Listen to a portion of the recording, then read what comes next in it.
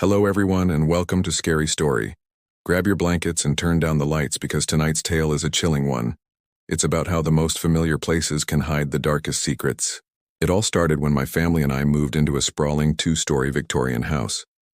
It was the kind of place you see in old movies, with a wraparound porch, a creaky staircase, and of course, a dusty, forgotten attic. My parents were thrilled. They saw charm in history. My younger sister, Lily, was excited to have her own room. But me? I felt a strange cold draft the moment I stepped inside, even though it was the middle of July. The first few weeks were normal. We unpacked boxes, argued over who got which side of the garage, and laughed at the old floral wallpaper. The house creaked and groaned, but my dad just said it was settling, a house with character. The attic was the last place we touched. It was filled with the previous owner's junk. Old furniture covered in white sheets, stacks of yellowed newspapers, and cobwebs as thick as cotton candy. We decided to deal with it later. That was our first mistake. The strange things began subtly. A door would be ajar when you swore you had closed it. A cold spot would linger in the hallway. Lily started talking about her new friend.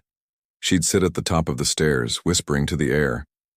When my mom asked who she was talking to, she'd just smile and say, "The boy in the attic." We dismissed it as a child's imagination, a way for her to cope with the move.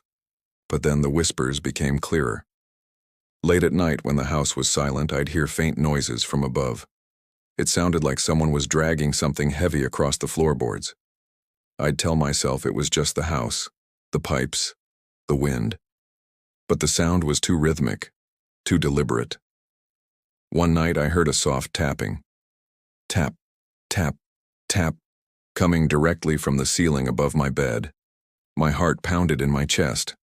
I pulled the covers over my head, trying to block it out, but the sound seemed to seep through the fabric right into my ears. A few days later, Lily came running to my mom crying.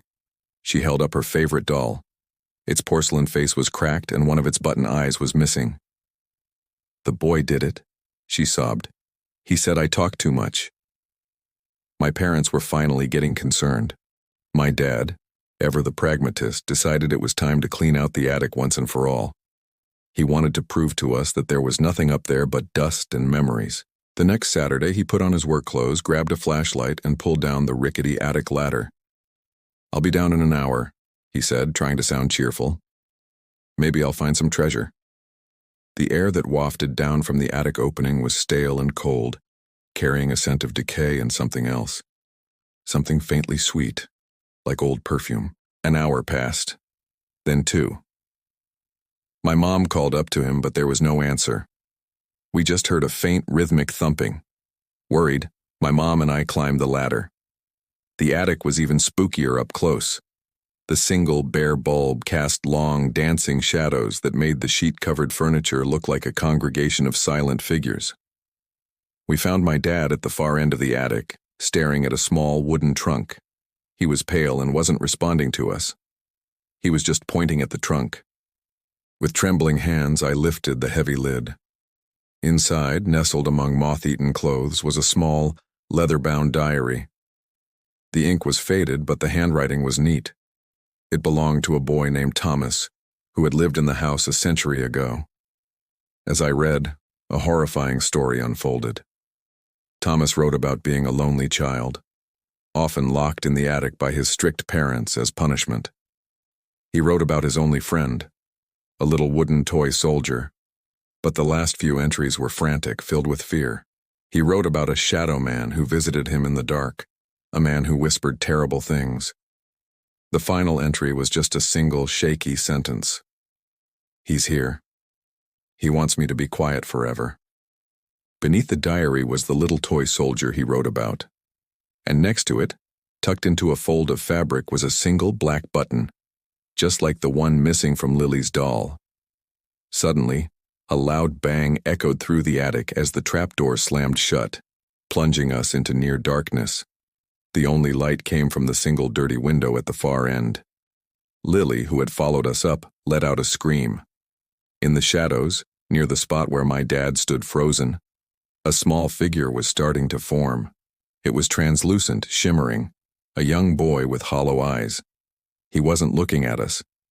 He was looking at something behind us, his face contorted in terror. We turned around slowly. A tall, slender shadow was detaching itself from the wall. It had no face, no features, just an unnerving, complete darkness that seemed to absorb the light around it. The cold in the room dropped instantly, and I could see my own breath.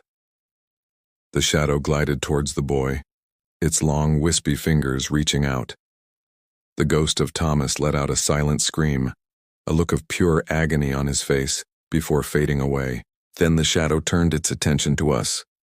We scrambled for the trapdoor, my dad finally snapping out of his trance. He fumbled with the latch, his hands shaking violently. I could feel an icy presence right behind me, a whisper in my ear that wasn't made of sound, but of pure cold and dread. It said one word: quiet. My dad finally got the door open and we tumbled down the ladder, not daring to look back. We didn't stop to pack. We grabbed Lily, ran out of the house, and never returned. We left everything behind. We later learned from a local historian that the family who built the house had a son named Thomas, who had mysteriously disappeared one winter. He was never found. They said he was a troubled boy, prone to silence. We were just another family who had stumbled upon his tragic secret and the malevolent entity that had sealed his fate. Sometimes I still wake up in the middle of the night, thinking I hear a faint tapping from above. And I know that in that old Victorian house, in that dark, dusty attic, they are still there. The boy who just wanted a friend, and the shadow that demands silence. Thank you for listening to tonight's story. I hope it gave you a few chills. If you enjoyed it, please hit that like button, and don't forget to subscribe and turn on notifications so you don't miss our next terrifying tale. Stay safe out there, and always be careful about the secrets old houses keep. See you next time.